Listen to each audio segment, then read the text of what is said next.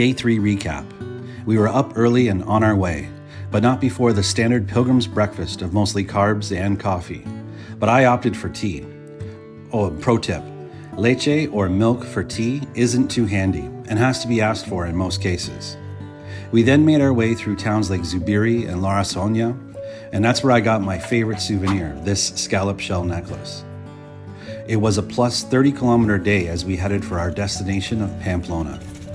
Great food, many water stops, amazing sights, and various pilgrims guided our path, and the municipal albergue is where we would be staying for the night.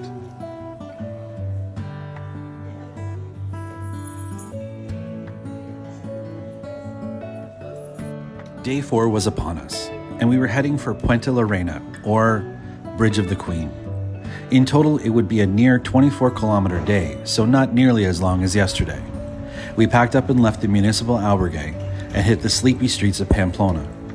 It was hard to imagine the change this city would undergo during the San Fermin festival, or as it's more widely known, the running of the bulls. The streets were quiet, and we scouted out our morning carb load of a pilgrim's breakfast.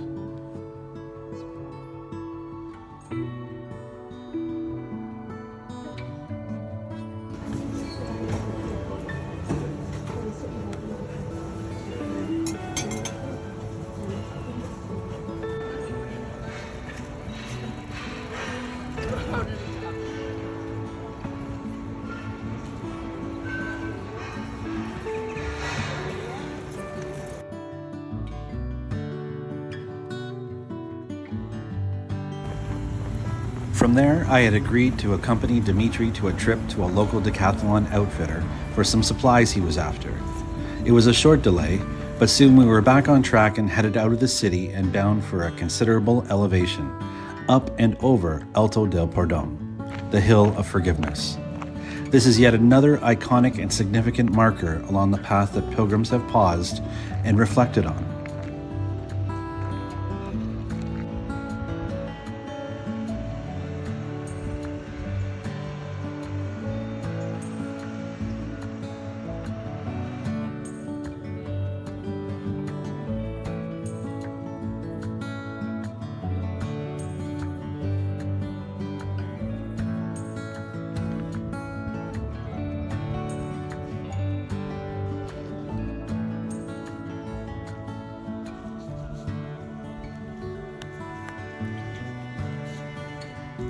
The view was remarkable and provided a great moment to see just how far I had come this early on in the journey. At 756 meters of elevation, it would be the highest point for the next 170 kilometers. It was a considerable decline on the other side, and a reminder that sometimes the descents can be just as strenuous as the ascents and require more care and a sturdy foot.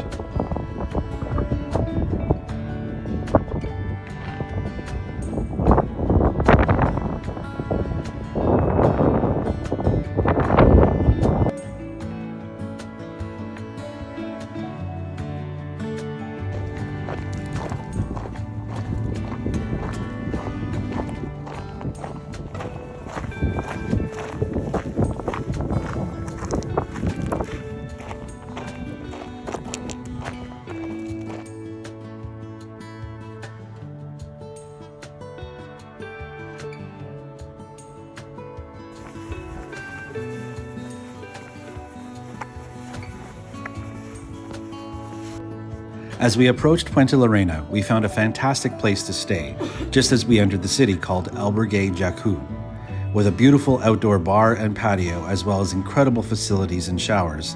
This was a very welcome choice for the night. Our gracious hostess Maria got us settled for the night, shared some Camino wisdom with us, and pointed us in the direction of some great restaurants further into the city. The night wound down with meeting up with several pilgrims we had seen or met along the way. 2 brothers from Australia who were walking over 40 kilometers daily as they had some time constraints. A fellow from Denmark who would only walk 1 week because that's all the time he had. And a handful of Americans as well. We made one big table of drinks and stories and chatted into the night, or at least until our 10 p.m. curfew. He lives like 5 minutes from me. What's your name? Ed and Julia. Yeah. And Andy? Ed. Edward. Ed and Julia. Julia. Thank you Nice so to meet you. much.